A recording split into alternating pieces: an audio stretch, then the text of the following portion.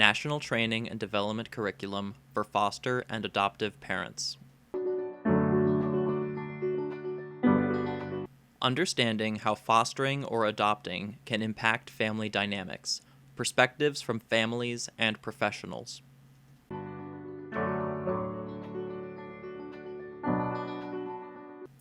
Fostering or adopting can impact every member of the family and their existing relationships.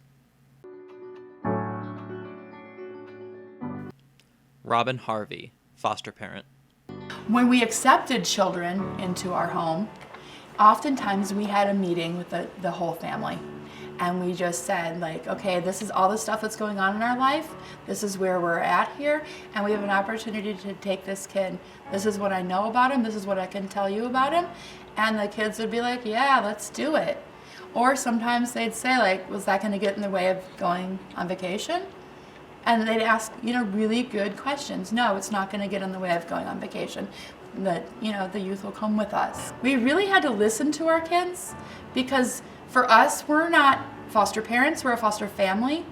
Each one of us in our family has some responsibility. Fostering or adopting can cause emotional stress and may impact family functioning.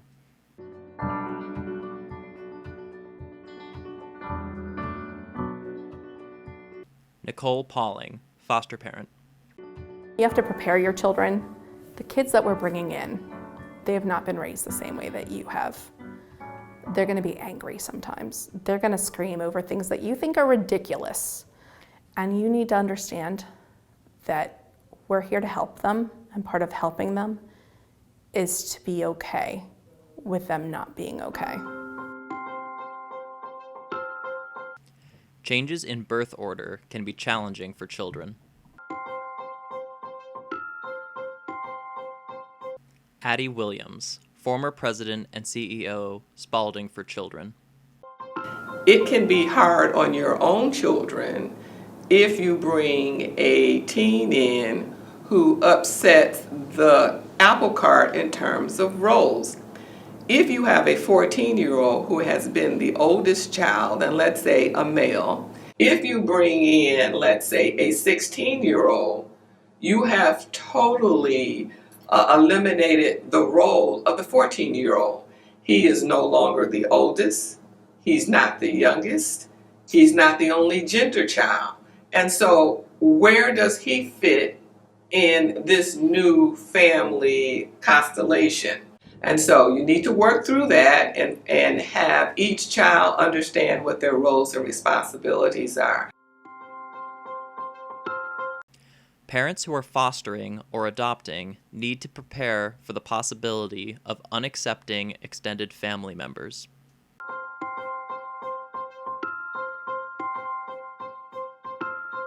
Addie Williams, former president and CEO, Spalding for Children. What's the relationship with extended family? How do they relate to the children that are currently in your home? What are their understanding of this new individual? How are they going to treat them? That is something that parents need to understand before the youth is brought into the home. It's a little bit late when Uncle Joe brings the other two kids a gift and doesn't bring the youth that they brought in a gift because, quote, he's not my nephew. So those are things that you need to work out, need to understand. And there may be some family members that you don't visit as often if they can't understand your new family constellation and get with the program. Children and youth already in the home need information and support regarding the family's decision to foster or adopt.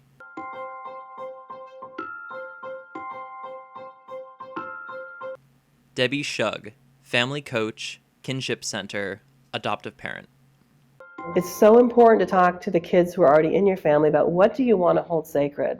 Lots is going to change, sweetie, right? Every time someone else, whether it's a baby or a 17-year-old joins a family, there's going to be a lot of change.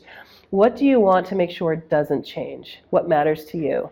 And you might be really surprised as a parent because you might think they don't want anyone to touch their video games or they want to keep their own room. And maybe they're like, I want to still snuggle with you on Saturday morning. I still want to go, on my walk with dad on Sunday evenings before it's time to get ready for school. So find out what is the thing that they want to continue, because lots is going to change, but is there something that cannot change? Doing all of that before kids come in can make a huge difference in terms of how those new children are welcomed. Vanessa Scott James, adoptive parent. We had a lot of traffic in our house. There were a lot of people coming and going. And even, the kids by birth, they got to understand what that's like. And sometimes they wondered, like, well, how come I don't have a therapist? Where's my caseworker? And, trying to explain why that was the way that it is was sometimes interesting. But I think it was really good for our kids by birth to see what happens in an adoptive family. Families will need to change the home environment to incorporate the needs of the children they are fostering or adopting.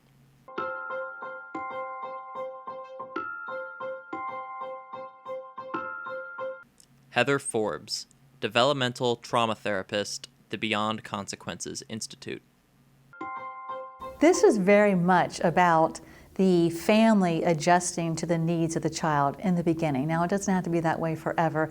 And I think to touch on that, many times the old traditional way of thinking was like, well, we're just going to be raising a spoiled child because we're doing just what they need. And that's not the case. These are kids who have a very tough background.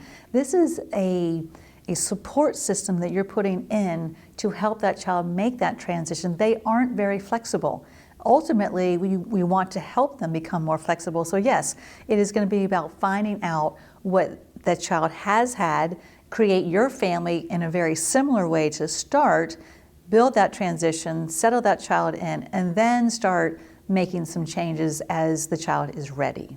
We have to accept this child exactly where he or she is. That's unconditional love, to say, I accept you just the way you are. Lena Wilson, Vice President, Samaritas. I always think when a youth is coming into a new environment, it's kind of like, I feel for the youth, it's like someone invite them to play a game and they don't know the rules. So I always, I think it's best that when you're welcoming, first that's the first thing, welcoming a youth into your home and define what welcoming might look like for you, but make sure it's a welcoming interaction for the youth. And then taking some time to talk to the youth about what it's like to be in this family. This is what we do, this is where we go from time to time, this is what our routine and our structure looks like. Addie Williams, former president and CEO, Spalding for Children.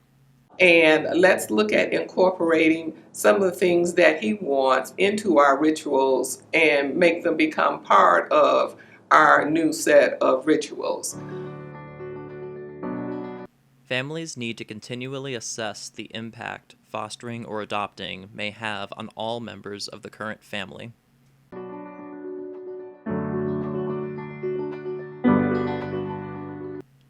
Robin Harvey, foster parent. When we started fostering, I had a 2-year-old son, and by the time we stopped fostering, I had 3 birth children, 4 adopted children, 2 guardianship kids, and a foster kid. That's my family now. And so you can see that there's lots of ins and outs and people moving and going in my house. And I had to be really sensitive to the other children, both taking new kids in and having kids leaving. I had a young man when my oldest birth son was in 8th grade, and he said to me, "Mom, I need you not to take somebody for a little while. I really liked that kid, and I'm really sad he's gone." And I had to say, okay, we're gonna back up, and I'm gonna come to you in a couple months, and I'm gonna ask you what your feelings are now. And when I did that, he's like, yeah, let's get back on the horse. I said, I'll stop. Like, if this is hurting you, I will stop. He said, no, it's not hurting me. This is making me a good person. But I did need a break because I was really, really sad. We cannot do good in our families by neglecting our foundational family's needs. For more information, visit ntdcportal.org. This video was funded by the Children's Bureau, Administration on Children, Youth, and Families, Administration for Children and Families, U.S. Department of Health and Human Services, under grant number 90CO1134. The contents of this video are solely the responsibility of the authors and do not necessarily represent the official views of the Children's Bureau.